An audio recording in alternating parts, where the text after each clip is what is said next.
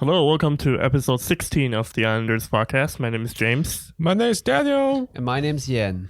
Today we imagine.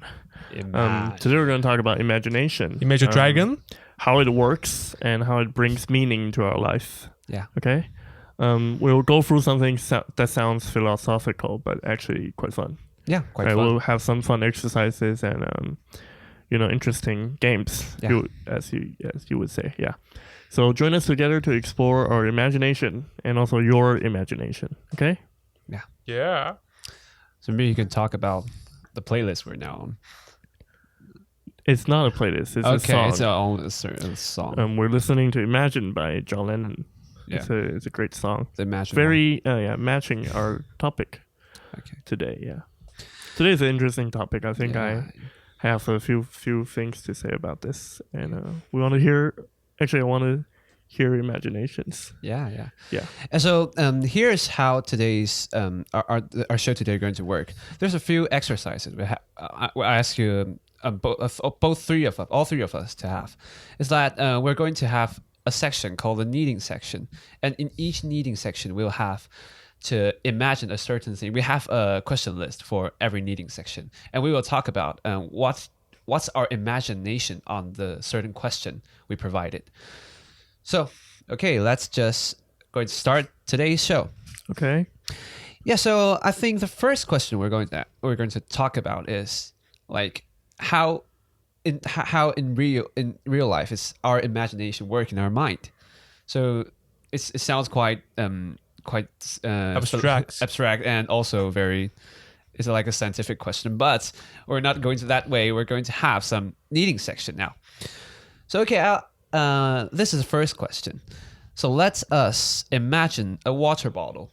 Okay. A water bottle. Okay. So, and for a first impression, Daniel, what's your water bottle looks like in your mind? You means currently what's the look of my water bottle? Yeah, a water bottle. What do you imagine the water bottle is? Well, How does it look like? it means ideal water bottle or my water bottle now. Your water bottle. Okay. Currently my water bottle is a blue one. A blue one. Yeah. Yes. It's a thermal cup. Okay, thermal cup. Yes. So what's the size of it? It's large or? It can contain about 700 milliliters of 700. liquid. Okay. Yes.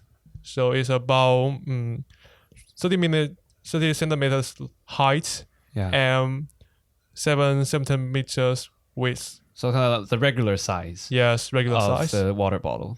Okay, that's quite good. So how about you, James? When you asked me to think about a water bottle, I actually did not think about a real water bottle that I have. Really? I actually thought of a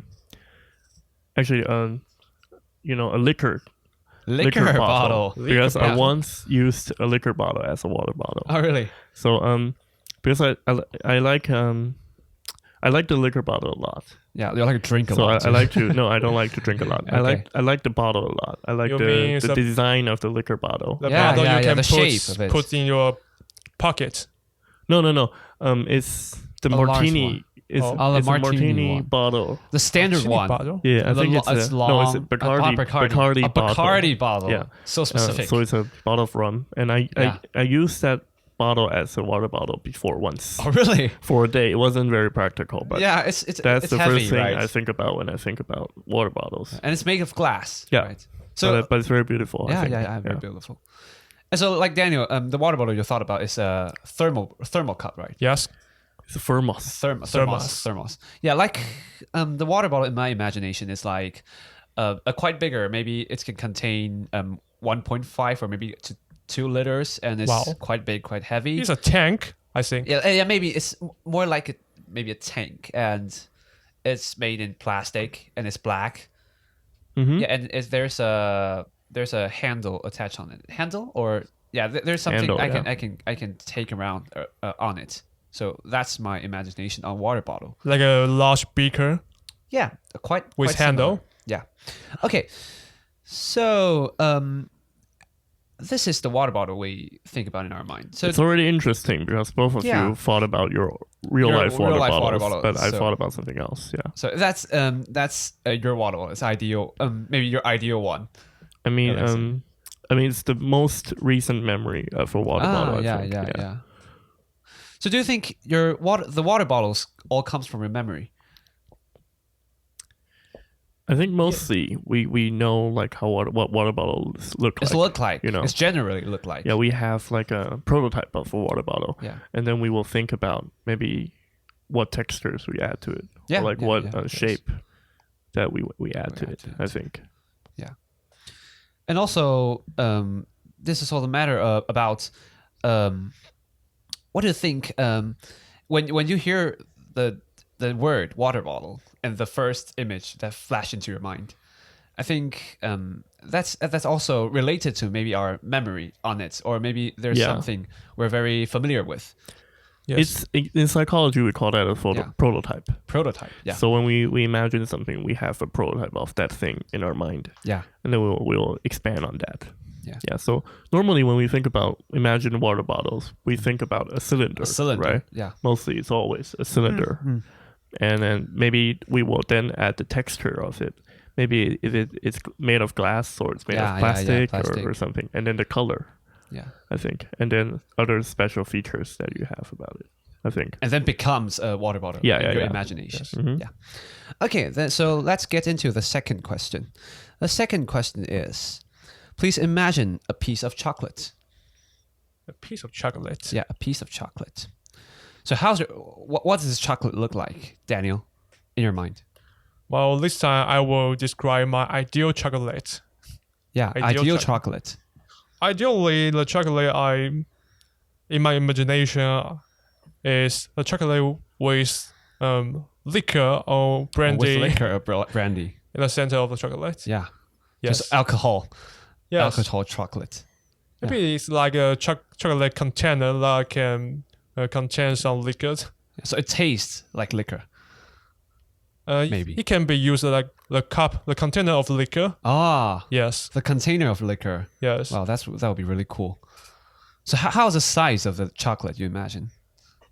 Maybe the size of a shot glass. Shot glass. Wow, yes. That would be cool. Really cool. Yeah. So how about yours, James? When I imagine a piece of chocolate, I think about like a rectangular shape. Yeah, rectangular. And shape. it has like an ice tray. It has like grooves on it on the cover of it. Yeah. And it's just rectangular, a piece of milk chocolate. So I don't like dark chocolate. So I like milk chocolate. That is what I think about when I first think about chocolate. Yeah. And it's purely chocolate. I don't add any ingredients to it. Yeah. Yeah. That is my imagination of chocolate. So like my imagination on chocolate is like a single pack of chocolate. It's a single piece, and it's wrapped with the aluminum paper. Like Hershey's, like Hershey's, right? Yeah. Okay. Yeah, and it's wrapped and not opened, and I think it may taste like a sweet one. And it's like more like bite, a milk chocolate. Yeah, only one bite size. That's fair. Yeah, that's quite different actually between the three of us. Yes. Yeah. Okay, then here comes the third question. Mm-hmm. Please imagine an artwork. Wow, it's a little bit artwork's harder for me. Yes. Yeah. Too abstract. Yeah. I may need sometimes. Just now, what did you flash into mind? Well, something abstract, something hard to understand. Yeah, you can describe that. Try to describe that. Maybe some statue or sculpture of statue. Sculpture that made in marble or exhibit in the ground. Yeah. Or in front of the building.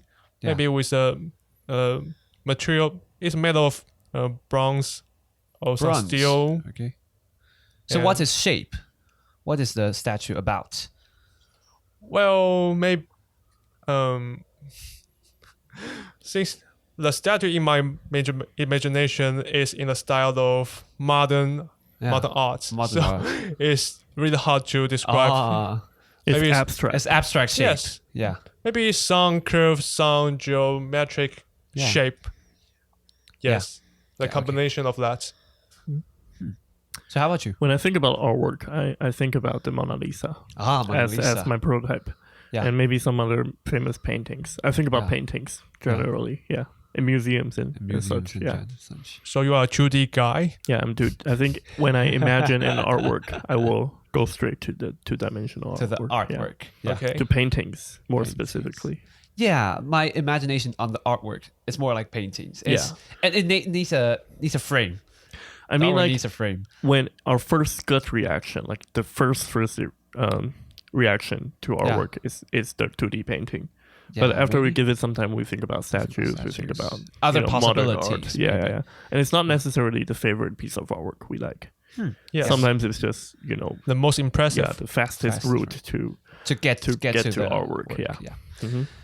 Okay, so after all these three questions, this is all for this needing section. Yeah. So how do you think about how do your imagination works like? I think I as I said before, I start with a prototype, right? Yeah. So I have a general idea of that object. Yeah. And then I'll add textures or shapes or other specific details to it. Yeah. I think that is how my imagination works. So like Daniel, you have like you have said about you have the first image about the question we asked, and also an ideal one. Right? Yes. So how do you differ these two ideas about imagination? You mean the difference between ideal one and a real one? Yeah. Well, for the ideal one, I can fulfill the most extreme function I need. You prefer, yeah. Yes, like for the water bottle, for example. Actually, I think there's no perfect container for beer or sodas. Yeah. Yes. So for my ideal water bottle, I would like to have a water bottle that can keep the carbon dioxide remain in the liquid, so you will drink like a fresh one. Okay. I will start from the function. Yeah. Yes. Oh, you start from the function. Then you imagine the object. How about you?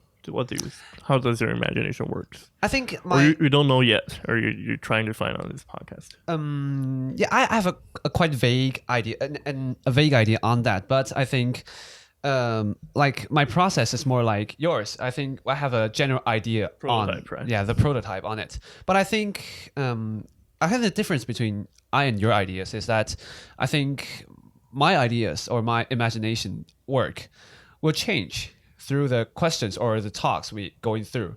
So after hearing you getting out your ideas, that's my thoughts on the imagination I have will change. It will be different from the original one I think about. And the original one actually it's more like a prototype, like James said. It's a kind of a more vague, more abstract, general idea on that thing. So it's not even the thing. It's a concept maybe. It sounds like the answer I write on an answer sheet. Maybe I'll say. Yes. I don't have that essay. Right? Like an essay answer. Yes. Okay. So how does your the real imagination works in your mind, Daniel? Well, like I said, if I'm imagining an ideal object, not a real object. Okay. I will always go with the function. Something you have never seen before. Yes. Maybe. Okay. Go with the function first. Mm-hmm. But when it comes to the real one, I will maybe search from my memory. Okay. Oh. So I think the more interesting part is now you're asking us to imagine things that we have already seen before, right? Yeah, that's true. So I think the more, the question is when we imagine something we have never seen before, what would come out in our mind? And that will be maybe the real imagination. Yeah. And I think I have a guess for what we will think about. Oh, really? So we might maybe, think about that thing. And then we think maybe if there are something that are related to the concept, and then maybe from there we can imagine stuff. Yeah. So you have like a base point for you to start. Yeah, we can find what category is the object in. Yeah. And then we will do like a imagination from there. I would say. Okay. Maybe that's good for you. So and also those three questions I've asked is it's gradually become more abstract on your in the phrasing, the phrasing point of view. So water bottle is a more like a concrete idea that you will flash in, something will flash into mind, and maybe the artwork it can present broader, it right? into different categories, or maybe they have different genres or different things. So do you think those categories we give the objects or maybe the concepts is part of the imagination? Well, I think it is not. It's not. Yeah. The reason why we have different answers is because our different interpretations on the question. On the question, I would say is that maybe on the word itself. yeah, that's maybe a possibility. yeah, I would say it's a different interpretation. Like Daniel will think about 3D artwork. Yeah. But it is his artwork in his mind, right? Yeah. So it's not that different from what we think about. Yeah. Maybe we all have different dictionary to interpret all these objects. All these objects. I think we have definitions, different right? prototypes for different words in our mind. But it's generally the same. Yeah. Between among three it's all of us. called artwork. It's all called right? artwork. So yeah. Yeah. I think the categories itself, it's more like the meaning that the word carries. It's not so is that I think the first image of hearing that word, and afterward I think about really imagine the thing about the word we've talked about is quite different. Yeah. It's more like the process of Daniel is like the reflection on it, and also another part is how do we like build something in our mind. Okay. Yeah, it's more like I think about I'm constructing something in my mind. Okay, right. Throughout this process. Yeah. But I think for me the process is maybe going through a library and then picking a model for a certain under a certain name. It's a searching process. It's not like a building process. Yeah.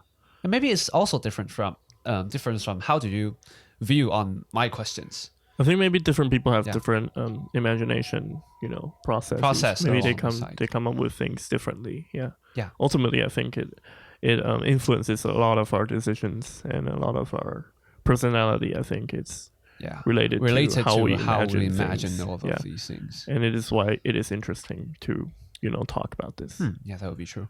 Yeah. So maybe we can come back to this question after we do something else. Maybe we have a clearer image. Maybe, on all of these, So on the notes you write, based on our knowledge. Yeah. So I think that would.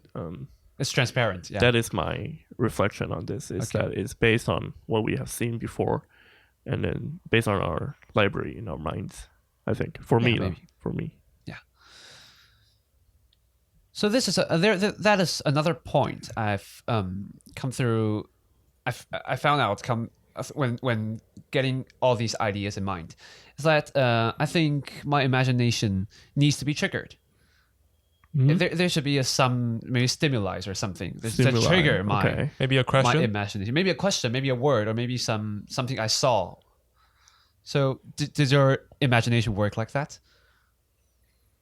Trigger, like what do you mean by trigger? Yeah, like maybe I asked you a question and you started to build that thing in your mind, or search you for see something thing. and you related that thing to something else, a new concept or something. Do you have this kind of process? Yes, I think the answer is yes. Yeah. If no one asks me the question, I will not think about or imagine something in my mind. Oh. So I need some question or maybe some event to trigger my imagination. Okay. So you don't have sometimes that there's just an idea drops on your mind. It just flashed into your mind and you didn't get it, but you had just suddenly have that idea. Well, I may continue thinking on the same question and suddenly I have a brilliant one. Oh. Like the aha moment. Yes. But to trigger the thinking process, I have to maybe encounter some event to trigger the process. And you just mentioned that some imagination flash into your mind is maybe the consequence of a series of thinking. Yeah. Yeah, maybe that's true. I don't quite understand this question. I think I'll come back to this one later. Okay. Trigger, something to trigger. Yeah, that trigger imagination.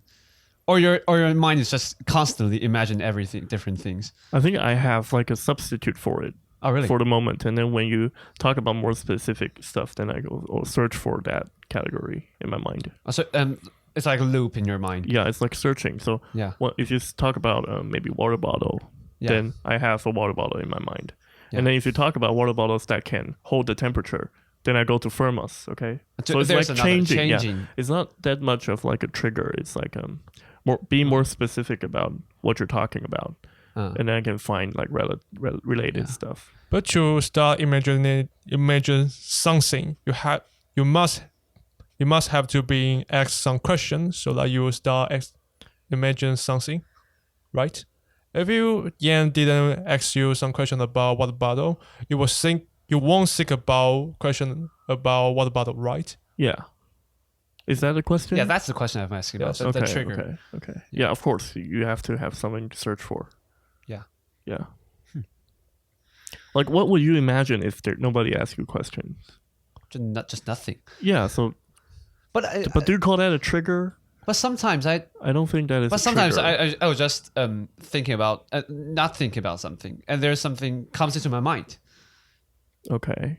So don't you have that kind of experience? No. I think about stuff when I tell my mind to think about stuff. Yeah.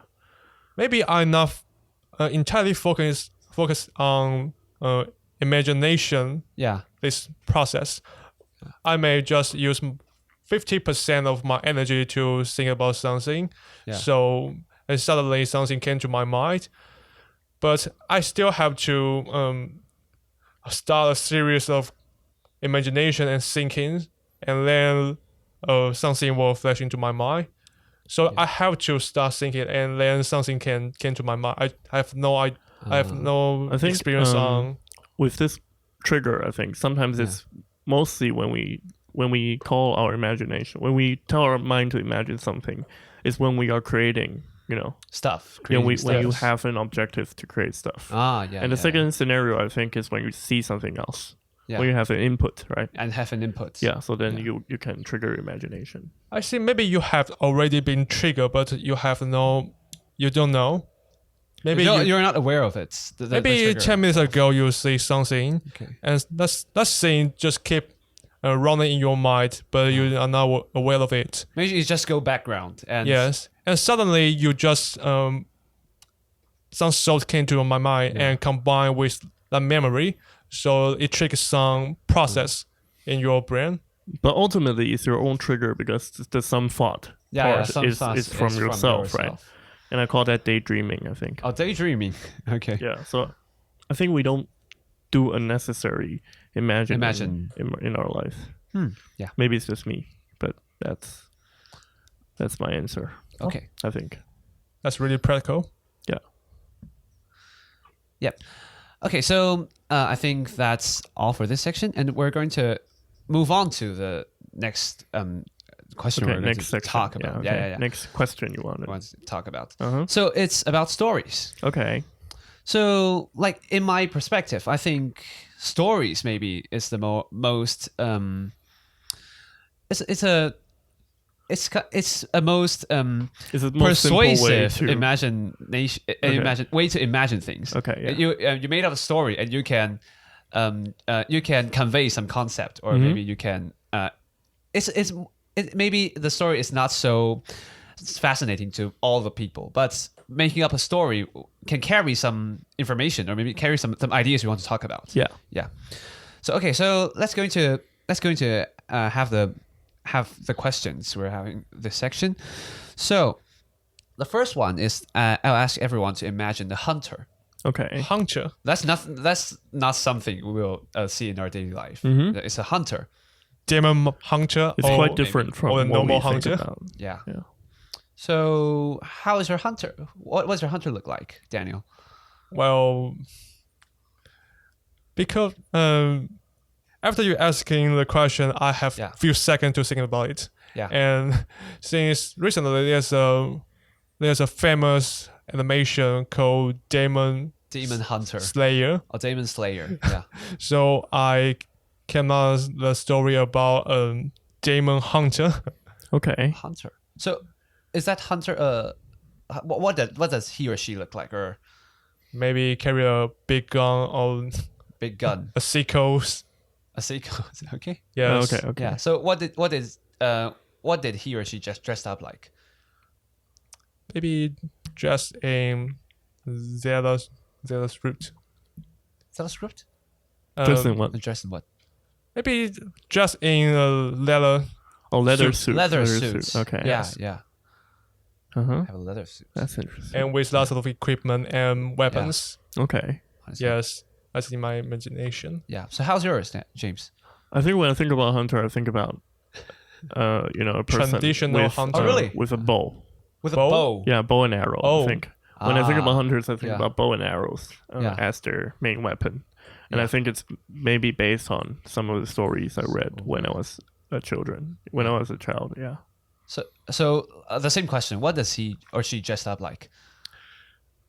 Actually, I don't really have a picture Oh, for the it. It's picture for just it. clothes. Just clothes. Just normal clothes. I didn't have. Just a person with bow Yeah. and arrows. Yeah, with clothes and bow and arrow. Yeah. It sounds Perhaps like leather, I think. Yes, sounds like the hunter from the story The Snow White. Yeah, I think that is Oh based yeah, on yeah, that. yeah. Based on that. Okay. That would, Yeah. that's accurate.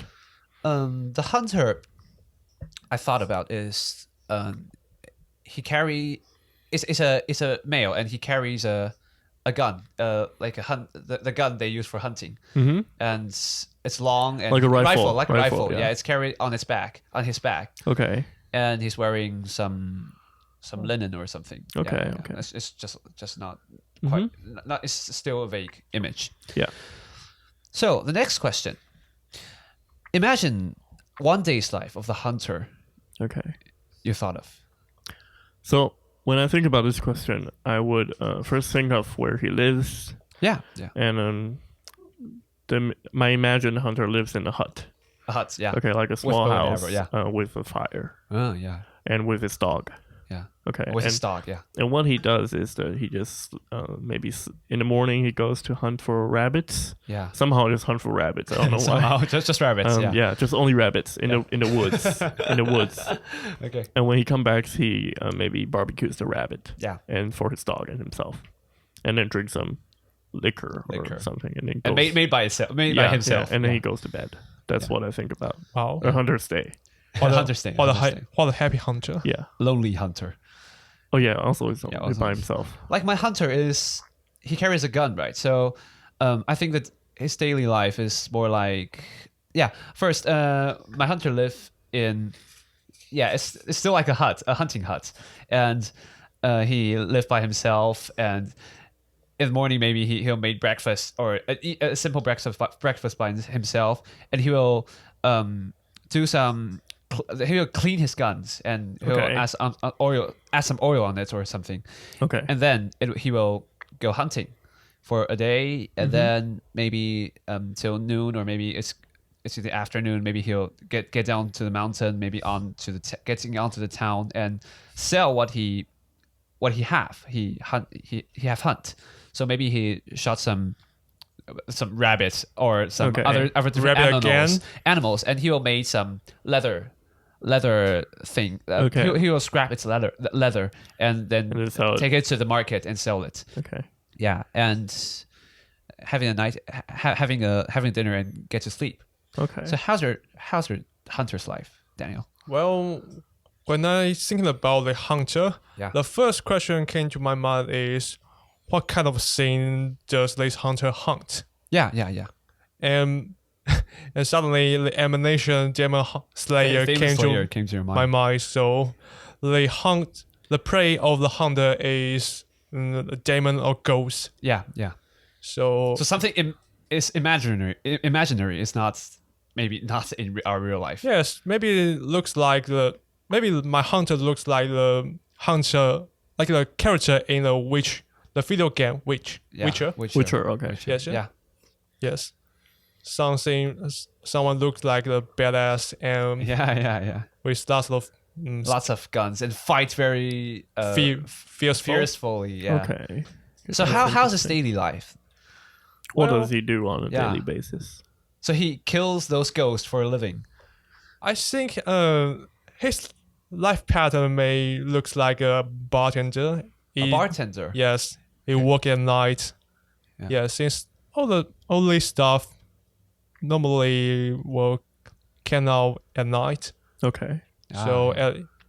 So he will start to go hunting at night, and in the morning he will go to sleep. Okay. It's like a superhero. Yes. It's like a Spider-Man. He just work or living as a student in normal life, and maybe he go hunting, be a superhero at night. Yes, maybe in the afternoon he will go to a market to get the money, the wanted.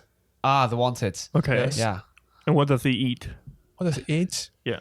Maybe the French fries. The soul of those monsters. demon and monsters. Okay. Yeah. Like somehow I have problem. Like it's interesting that somehow both me and Yen have problem imagining hunters in the modern day. Yeah. Right? Yeah. Because that our was prototypes of hunters are in the past. in the right? past. And we don't think like hunters. We don't have an image of what hunters look like in like 2019, right? Yeah. Yeah, but maybe there's still some hunters living in 2019, just live the lives like in our imagination, but they live in somewhere that we've never thought of. Yeah. Yeah. Maybe that's because no hunter hunts in modern way. They still follow the traditional pattern. Yeah. That maybe. I think like for if I really think about hunters right now, I will think about maybe on YouTube there is a Chinese chef, right? Yeah. And he lives in Sichuan, right? And he hunts for the animals like rats or like he'll cook it himself. Yeah, he cooks it. So I think that is the most closest to hunters. The modern hunters. Yeah, that I think about. But it's quite different from the one that Daniel imagined. Yeah. Daniel's is purely in the anime world. Or maybe in the game for world. us real people, we think about hunters that in real maybe life. like what we've just said. Yeah. Okay, so here's the bonus question that haven't show up on the list. Is that please imagine that you will become that hunter after 10 years. How will the story looks like if you become a hunter like that you imagined? Okay. Wow. Yeah. That's interesting. Take some time. Who gives you this idea? I don't know. I just came up with this idea. I imagined this idea. Okay. Well, I don't really want to be the slayer. Yeah, hunter slayer. Yeah.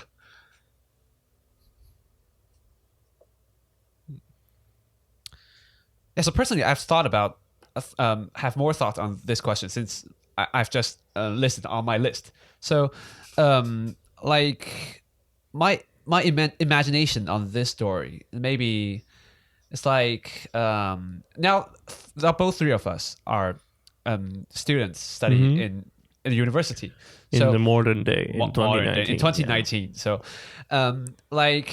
maybe I think I'll become an engineer, or maybe I'll start a business, or maybe I'll do something for a living. Okay. And then I may get depressed from the work and get not so motivated from the work. And I decided to try something new.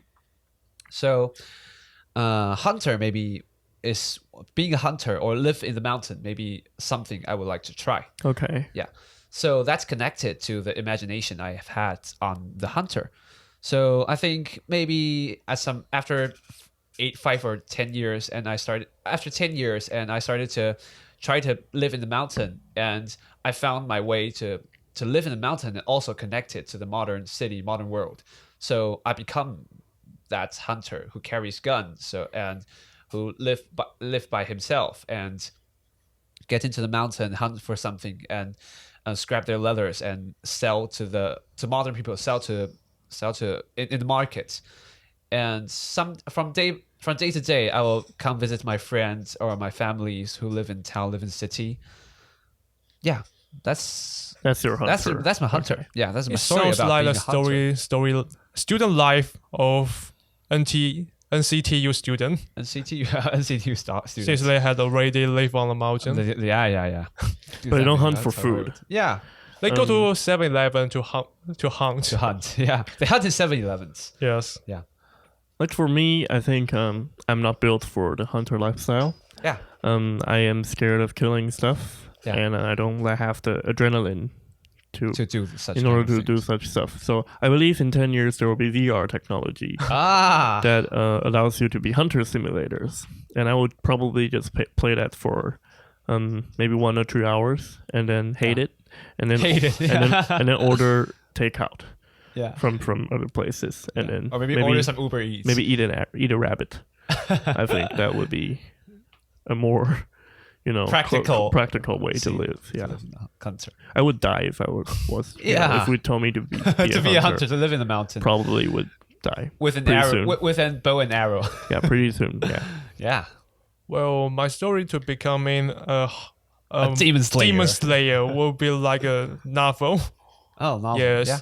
To become a demon slayer, I might encounter some event that is really close to death, and so in that accident or event, I may accidentally get the ability to see ghosts or monsters in our world. So it's suddenly you have the ability, or you constantly have that ability. Now you have the ability to see another world. I gain the ability after the event. Yeah. And then I may encounter maybe my teacher to teach me how to slay this monster. Yeah. And then my teacher died, killed by the monster. So I take revenge on it. Yes, I start my revenge. Yes, it sounds like a novel plot. Yeah. Right? Yes, that's my. Yeah. If I were going to become a monster slayer, that's a story it would be. That's a more practical story for you to get into. Yeah. That sounds cool. That sounds nerd, I think. But I think it's cool. Yeah. You suddenly gain some special ability, and then become a demon slayer. Yeah. That would be cool. It's really similar to your idea about when you imagine a demon hunter, right? Yeah. So you try to become like somebody like what you imagined, right? Yeah. Yes. I may use some plot from another animation or video game. Yeah, so mostly still we incorporate a lot of our past experiences into our imaginations. Yeah. Stuff that we have seen before. Yeah. So can you recollect those the process you make up the whole story? So which point did you start from? Like my story? Yeah. Okay. I start with the point that I didn't want to be a hunter. Yeah. So my first imagination is what alternative could I have that would still make me a hunter, but not really a hunter. Yeah. That's what I started VR with. game. Yeah. And then I went to VR, and then to come back to the hunter story, I ordered takeout for rabbit. So that is maybe the prey, I would say. That was yeah. Mm-hmm. So that is how I construct the story. Yeah. Yeah. Well, to start, when I start thinking about my story, the first question I think about is why I become a demon slayer. Like that, yeah. Yes. So then I think about some traffic accident or some event, then transform me into a monster slayer. As a changing point. Yes, a changing point of you and connected to an imaginary character. Yes. Yeah. Like mine is like, I think about, can I be a hunter like that? And my answer is yes, maybe.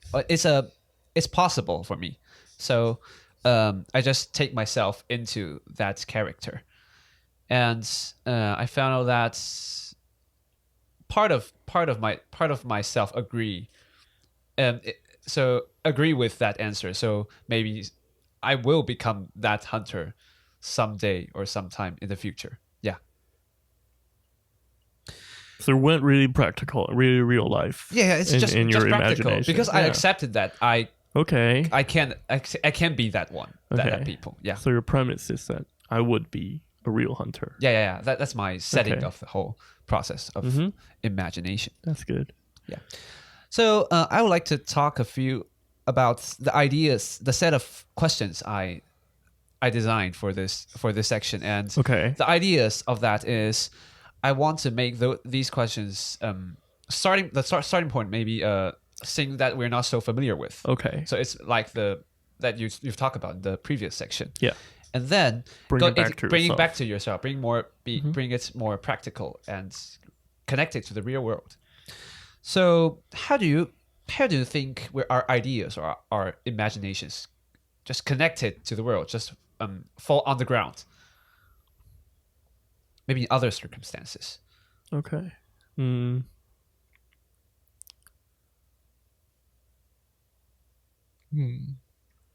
I think we have to combine them with our personal experiences, I think. Yeah. Personal criteria for in this case, when you think about hunters, we don't care about real life situations. Like, how does he feed himself? Or like, how does he live in the modern world, right? Yeah. But when we think about ourselves, maybe, then we have to take that into consideration, right? We have to add like, how can I feed myself? Or how can how can I socialize with other people? Yeah. We have to bring that to like a real life setting, right? So we maybe add something that we cannot take away from ourselves and then add it to the hunter imagination, I think. Yeah. And trying to make it work. Oh yeah, trying to combine like two ideas and like a whole system that works. Yeah, trying to make it, possible or feasible in real life, I think. Yeah.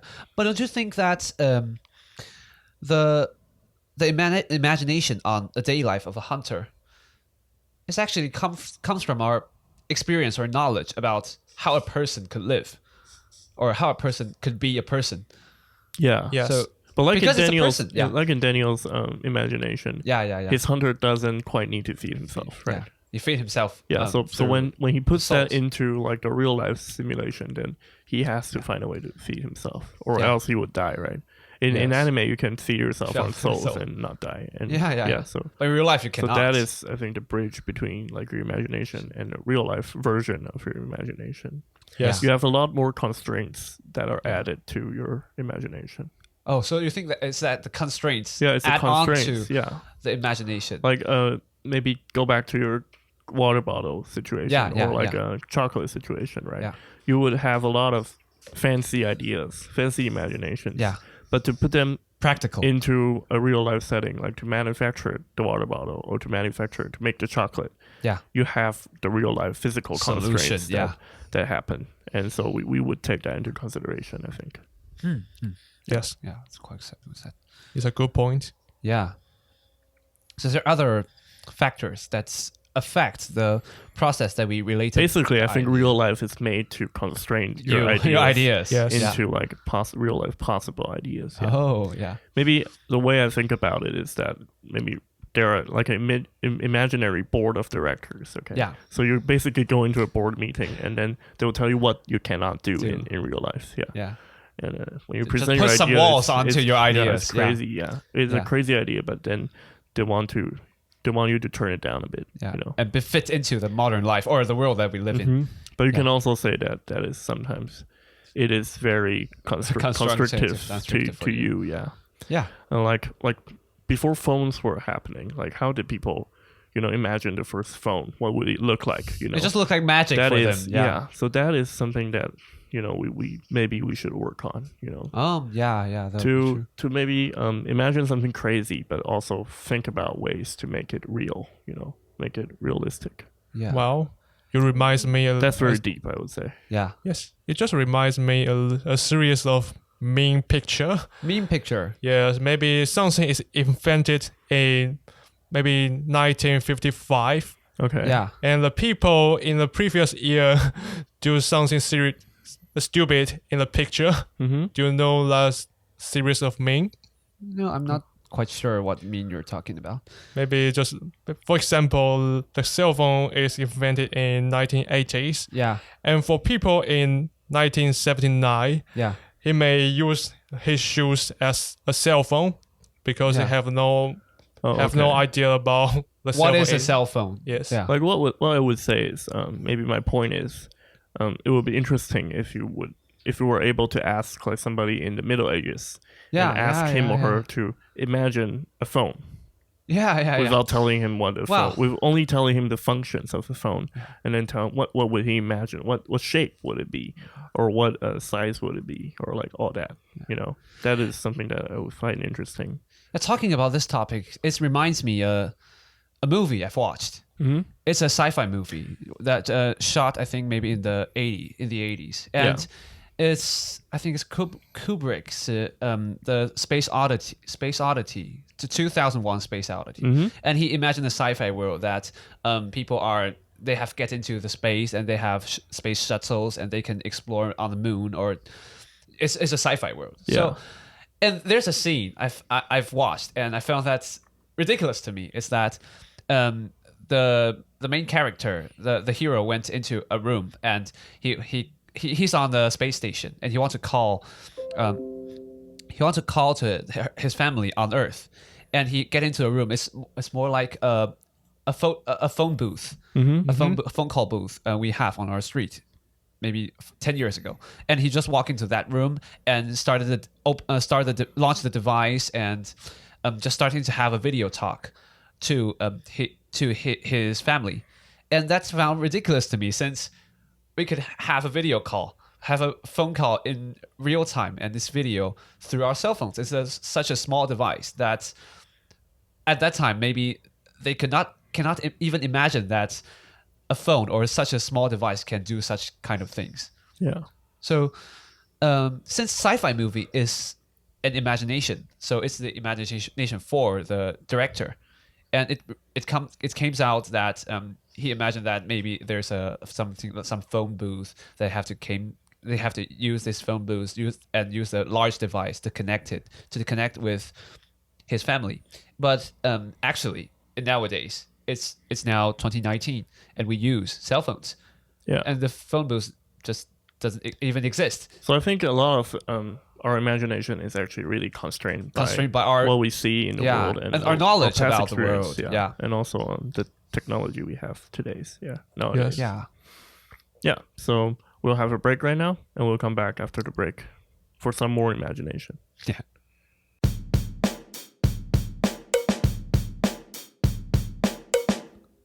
Okay, welcome back from the break. In this section, we're going to ask the question: is imagination free? Right?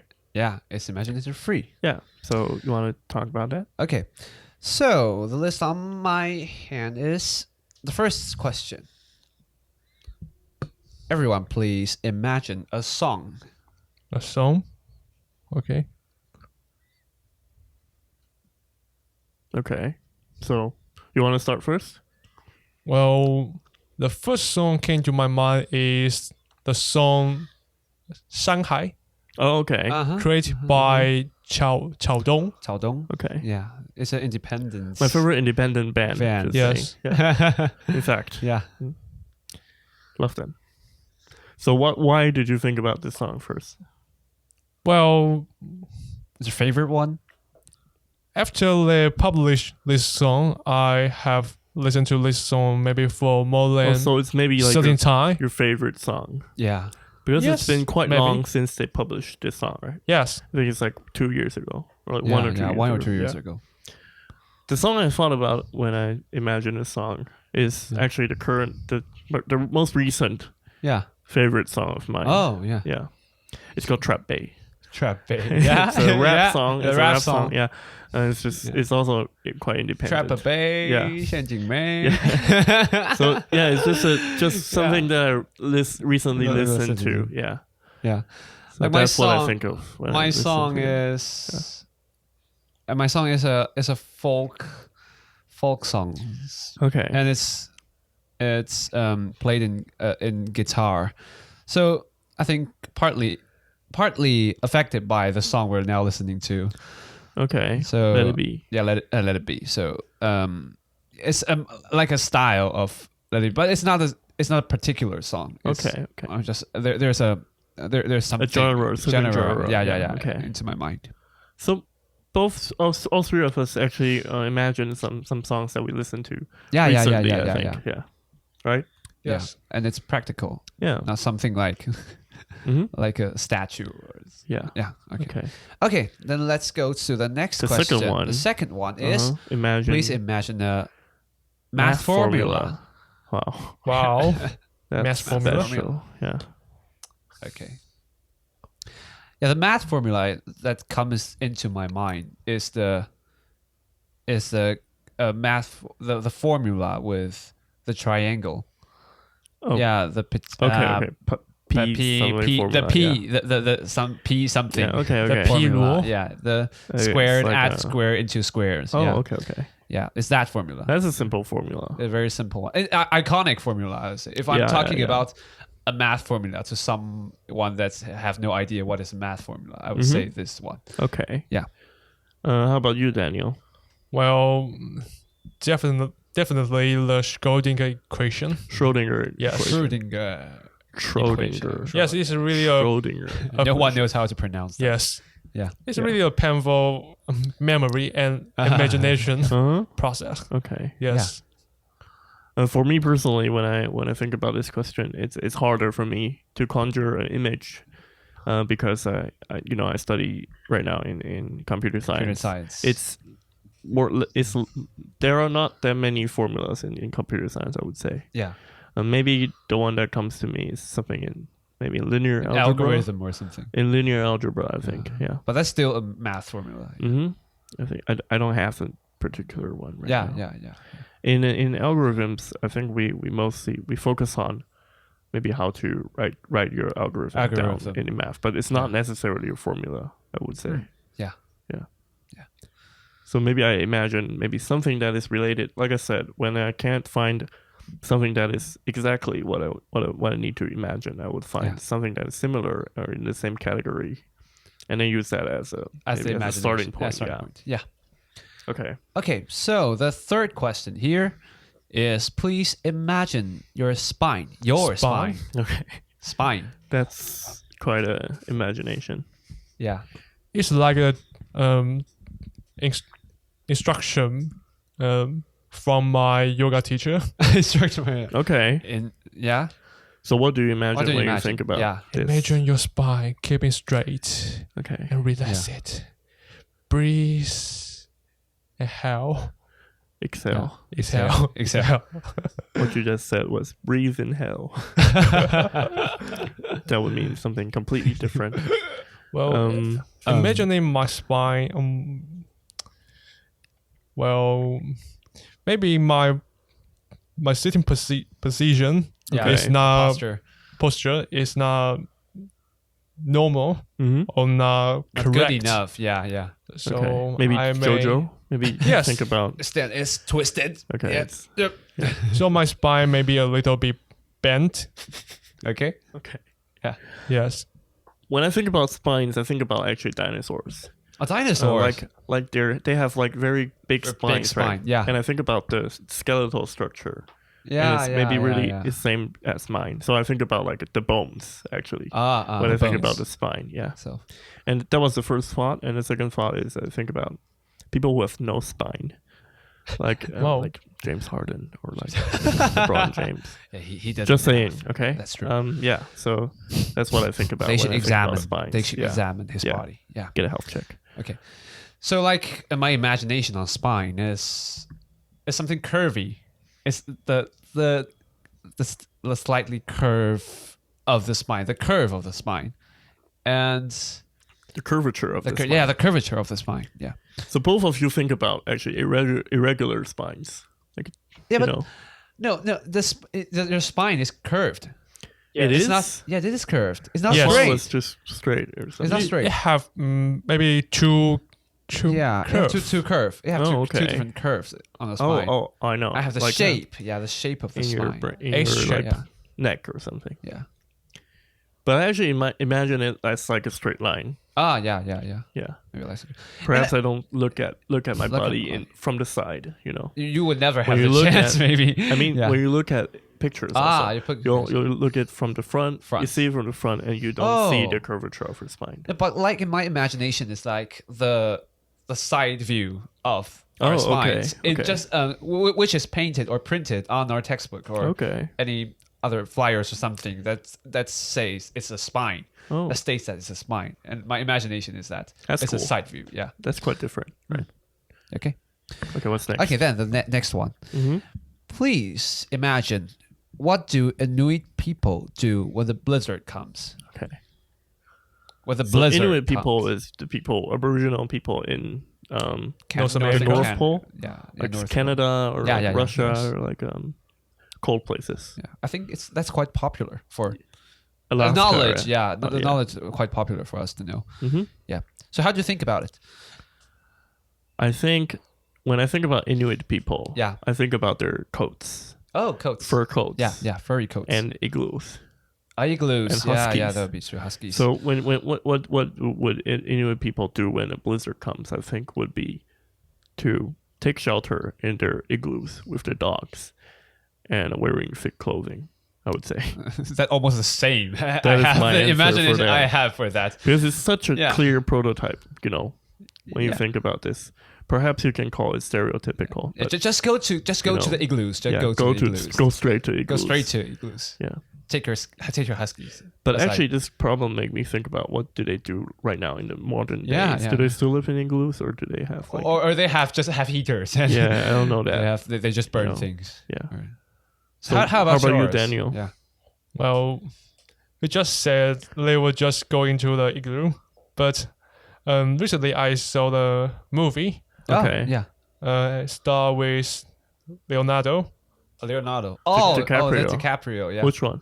the Reverend. Reverence. Yeah, the Okay. Reverence. Yes. Yeah. When the blizzard comes, he just cuts through the corpse of the dead host, Oh. Okay. and then he hides into the flesh of the host to survive through the blizzard. Oh, yeah. Yes, that's So you the scene just came out in your mind. Okay. yes. Yeah. So How about it's still Inuit igloos. people? You don't Yeah. think about You think Inuit people? Yeah. Maybe Or just focus on like again the function of what you're trying to imagine, right? Or you think related. maybe those they people, don't. yeah. Maybe they are too focused on hunting some maybe seal or some Okay. animal, Yeah. and they Mhm. don't have enough time to build shelter.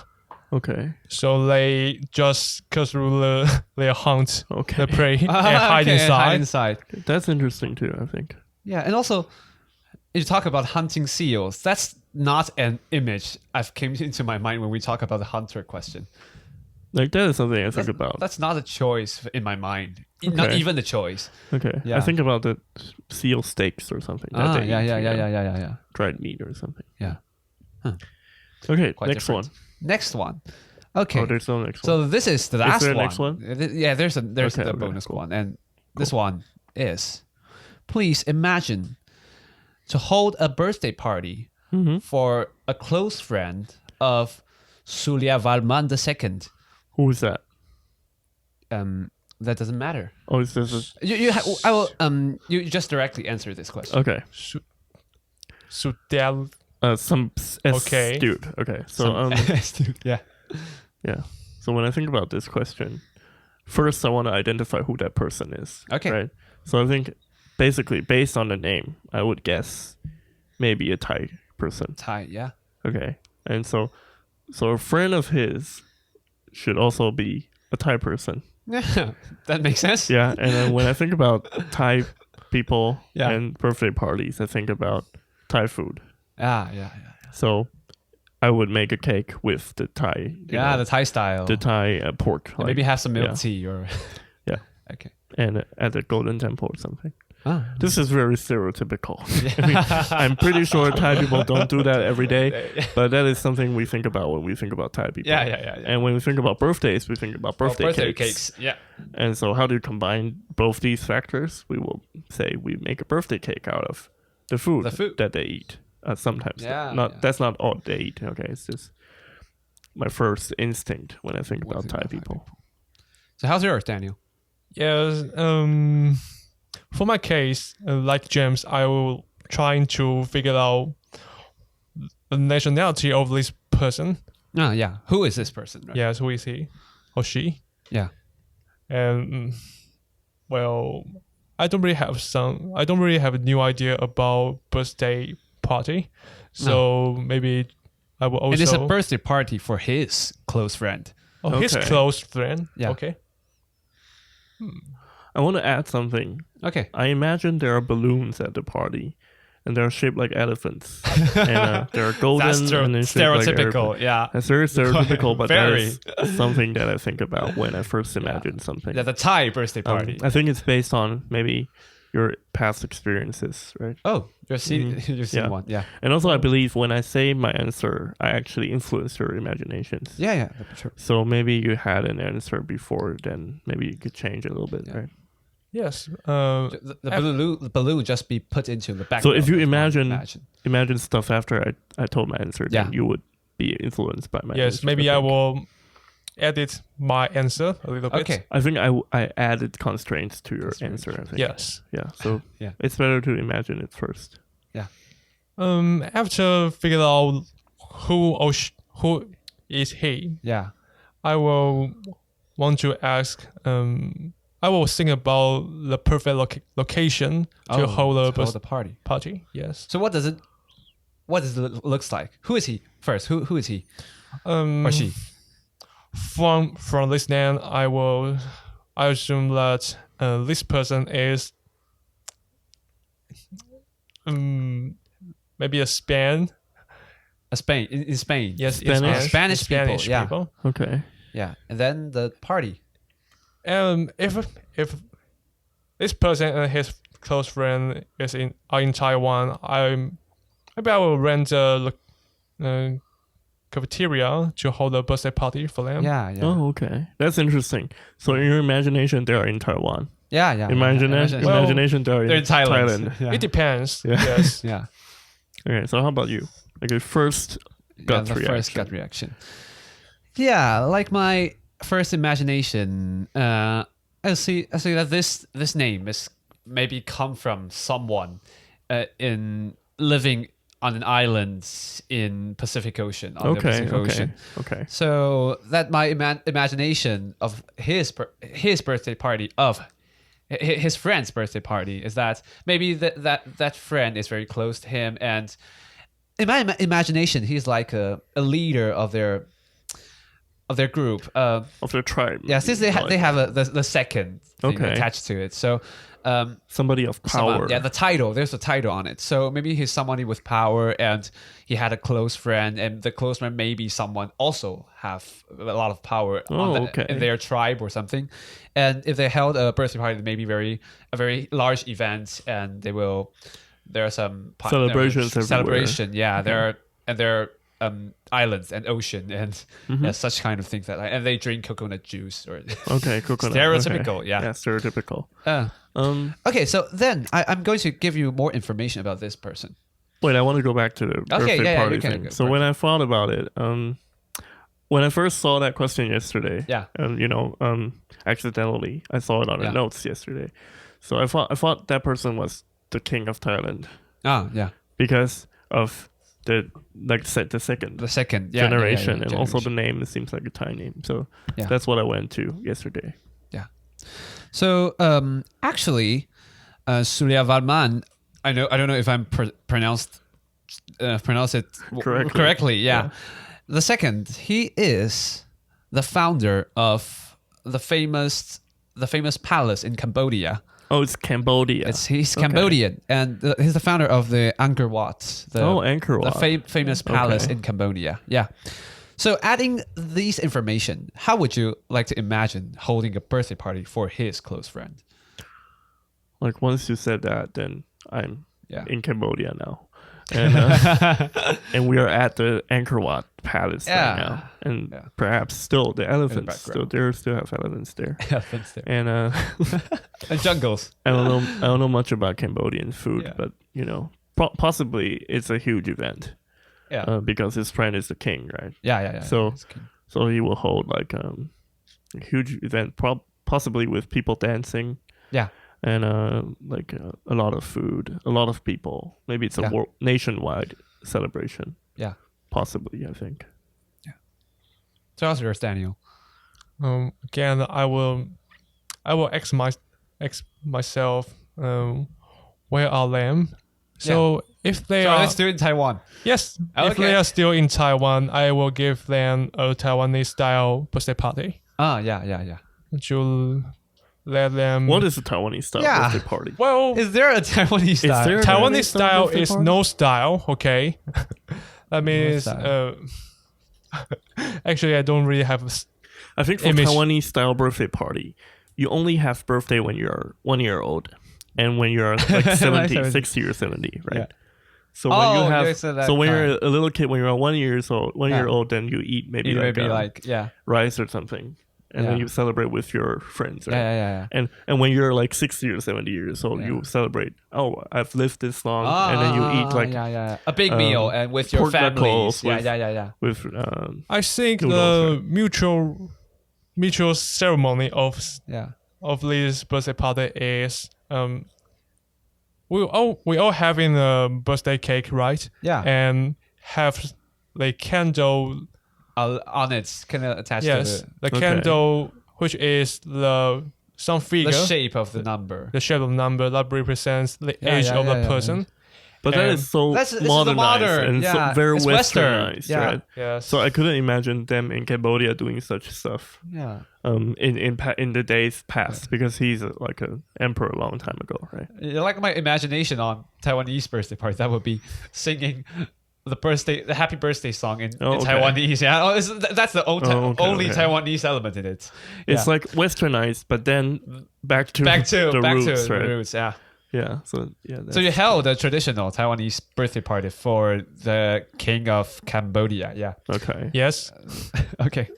And like mine is my background is the same as James as in Cambodia and maybe in the palace. Mhm. And the palace maybe is very luxurious and In Angkor Wat, right? in Angkor Wat. And there's Actually, the people palace we dancing. It's like a imagine- buffet. Yeah. We imagine Angkor Wat is now in its ruined state. yeah, right? ruined state. Yeah. So I still imagine that in the Oh, story, really? and maybe they eat outside or something. Yeah. But I believe in the past, Angkor Wat is much greater than it is right now. Yeah. So like in my imagination, I imagine that Angkor Wat is in the golden age of it. Oh, Maybe okay. it's So just that's built different from and it's me, very yeah. shiny and everything's brand Okay, new. okay. That's cool. And people dancing in it, and they have a buffet with the Okay. Cambodian food. I have no idea about what kind of Cambodian food, but it's Cambodian Possibly food. rice or like possibly meat or fried something. meat or yeah. something. Banana leaves. Yeah, and people dancing, people playing songs, playing music, and it's remind me of a scene in the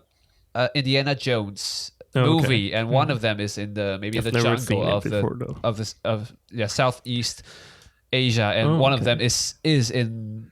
I don't know. I think it's in. Is it in Cambodia? No, it's not in Cambodia. I think it's in. South America. I'm not really sure, but I remember You that think it's about something like that, maybe in a something like jungle that. or something. Oh, I remember that. It's a party held by Sudan. Oh, Sudan. Yeah, Sudan. So maybe something like that. Very golden, shiny, and with a lot of Food, Yeah, wealthy wealthy people. Yeah, it's like that.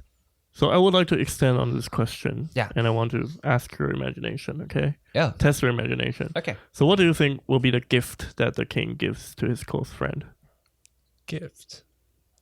for his birthday?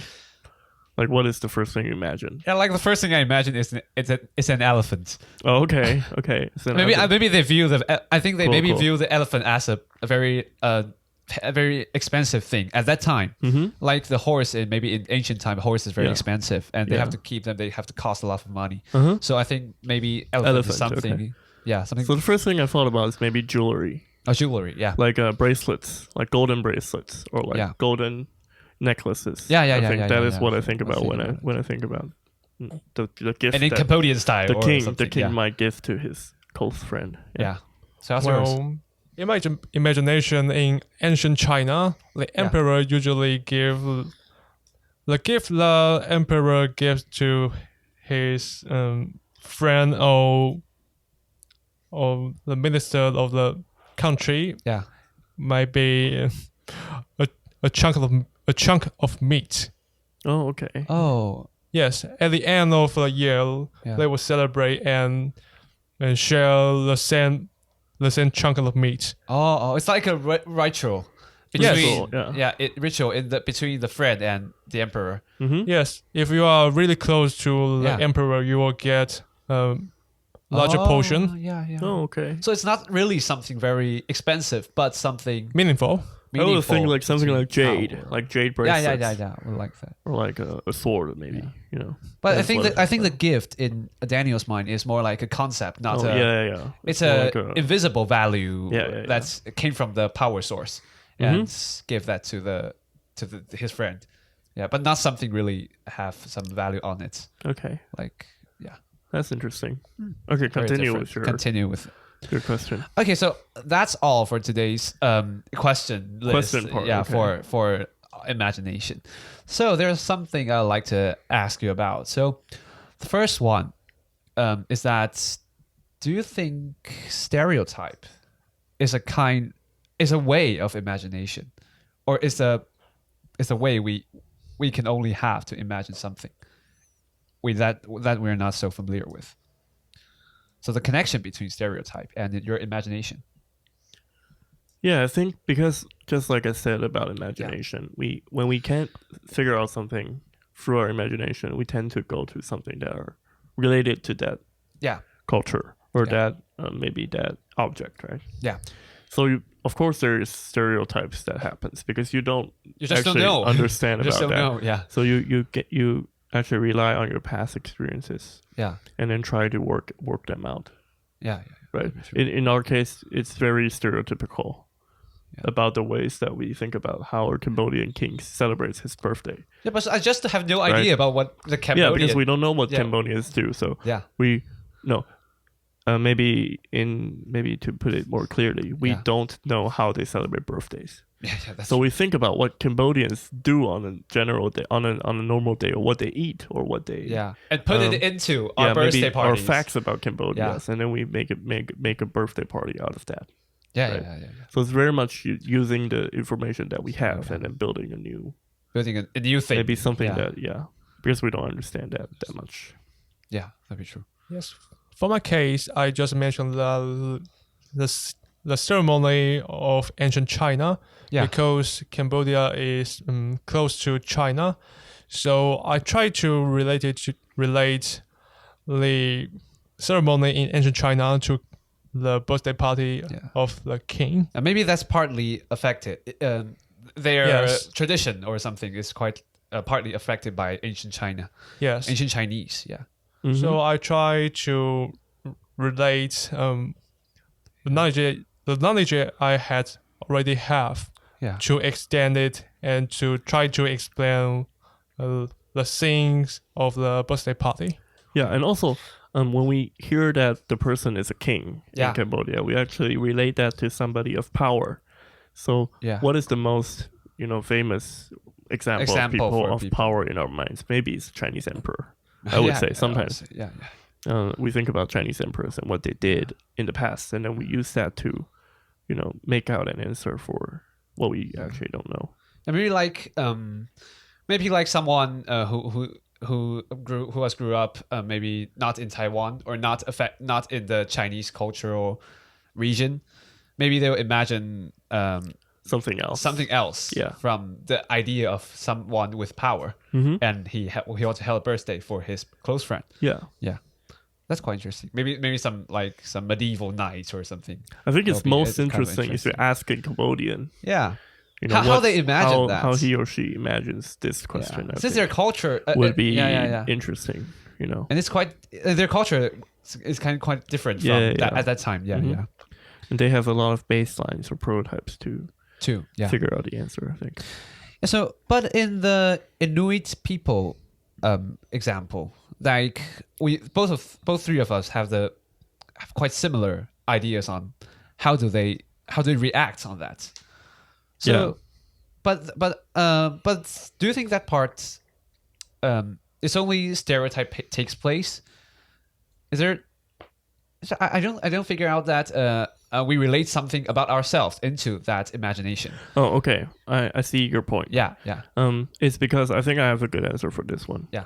So for the birthday party case, we don't know things about the king, but we do know things about birthday parties. Okay. So we tend to lean on. If we figure out the Inuit, if we talk about the blizzard problem, we don't know stuff about Inuit people. Yeah. We also don't know stuff about blizzards. We don't know how to prevent blizzards, and we don't know that. So that is why we cannot have a lot of our input into our imagination, because we don't have prototypes for both these scenarios. So maybe if we change the question, make into imagine the Inuit people to have birthday parties, right? So maybe we have more input in that. Or we change it into maybe how they face the storm, or how they face maybe. But storm and blizzard is very similar. Yeah, very similar. You cannot imagine what Inuit people would do when the typhoon comes. Yeah, because it just doesn't match up. It just doesn't happen over there. Yeah, that is. So it's mostly constrained from our knowledge. About because we don't know about both these questions, so we cannot have a lot of input in that. Yeah. It's more. I think it's more like we have a slight image about the thing that we mentioned about, but we doesn't have enough knowledge to describe the whole thing, their lives, or maybe how they live as a person or human. Yeah. So that's why the birthday party question was easier for us, is because we have something that we can base on. We have something that we can reference in the imagination. Well, at first, I think if we have less constraint, maybe we can have more creative imagination. Since we have no knowledge about Inuit and their lifestyle, maybe we can have more creative imagination about their behavior when encountering a storm. So you think but we don't have. So you think knowledges are constrained about them? I think knowledge combined with physical constraints, real world constraints. The physical law. If you were to ask a kid, maybe the kid would say, maybe the polar bear would come and then help them defend the blizzard. So some kind of answers like this would happen, right? But in our case, we know at least that something could not happen enough about the real world that we delete some ideas, some crazy ideas, I would say. So that maybe limits our imagination a little bit. We have been polluted by the real world. We understand the constraints of the physical world. And, that is somehow bad for our imagination. When I took psychology last year, it also says that when you're a child, you have a better you can think outside the box. More often. Unleash your imagination. When we're adults, then sometimes we get caught up in that. But lots of imagination takes knowledge. Like, do you view the knowledge, like our knowledge about Inuit people or our knowledge about Cambodian, as a constraint of our imagination, or maybe it's an obstacle of our imagination that if we gain that part of knowledge, we can imagine their life? I think it's a double-edged sword. Right. Okay. Like, if you don't know about Inuit people, then you have crazy imaginations. Like, when you're a kid, you have like crazy imaginations, but you're also restricted by the physical world. But if you know too much about Inuit people, then you would know what they would do in the blizzard, and so you cannot imagine stuff too. Right? That makes your point. So both ways, then it's not that great.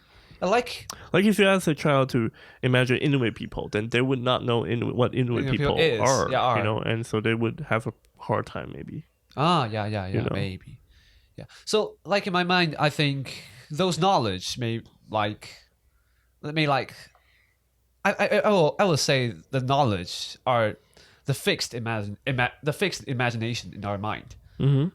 Because actually we don't know about Inuit people. We just have saw them on TV or maybe on newspapers, or maybe we just have the secondhand sources about them. But I would also say because of the questions are inherently, I think restrictive, because we talk about Inuit people which are real in the world, right? So if you think about, if you were to maybe think about a new product or something that are not yet in the real world, then our imagination can be unleashed on that stuff, right? So that knowledge will somewhat it provide a base point for you to discuss, but it's also constrained you from having a more crazy ideas. Because you think about the real life applications. Okay. Actually, I'm thinking about the boundary or the difference between a creative idea and an advanced idea. A creative idea and an advanced idea. Okay, yes. So how's the difference of it? Well, currently my definition of these two is A creative idea may be very creative, but it's not practical.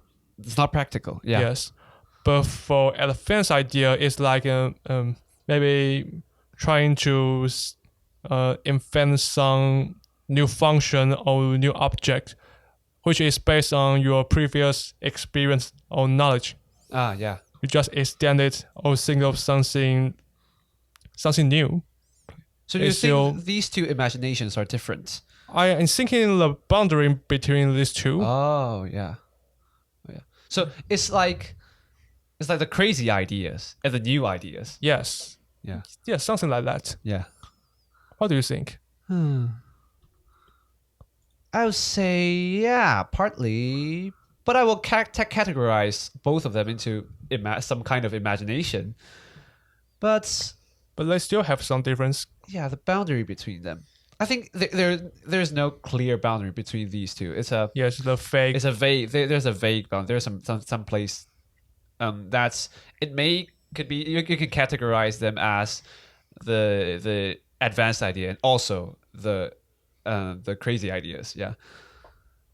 Now, if a person is very knowledgeable, would you say that he or she is not imaginative?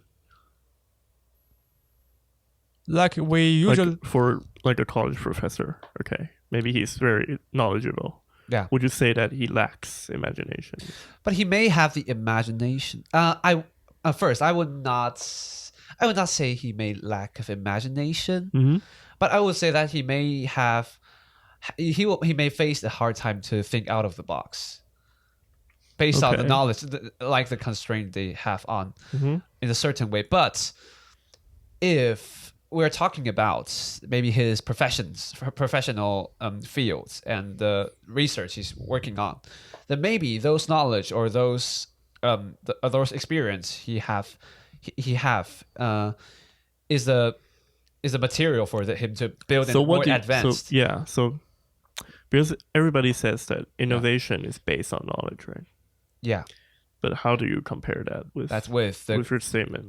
With the creation. Because innovation, I think, requires quite a bit of knowledge, imagination, a little bit, and also knowledge. Yeah, both of them. Yeah, I think the purpose. So do you think it's restrictive if you have a lot of knowledge? Yeah, that's why I would say I would like to think the knowledge as the fixed or the solid imagination. Maybe originally the imaginations are like fluid and flows everywhere, and once everyone just accept that concept or ideas, they fix into a certain, like an ice or a surface for us to stand on, a standpoint for us to start with.